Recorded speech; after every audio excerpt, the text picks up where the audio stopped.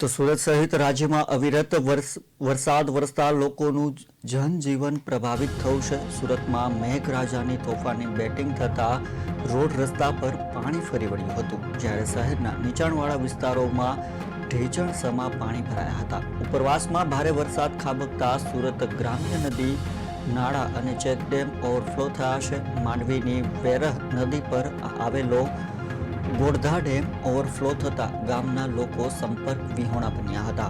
Gordha dam overflow થતા હાલ GRD જવાનો મૂકી અવરજવર બંધ કરવામાં આવી છે।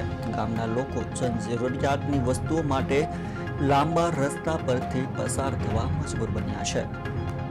યાગીમાં હું અત્યારે ઓવરફ્લો થયેલો છે ડેમ, ગોરધા ડેમ। અત્યારે કોઈ જાનહાનિ નહીં થાય, કોઈ અવરજવર થાય, કોઈ આ જાના આવે આમ તેમ સેલ્ફી લે, એના માટે મને બંદોબસ્ત મૂક્યા છે। કોઈ જાનહાનિ સર્જાય ને એના માટે।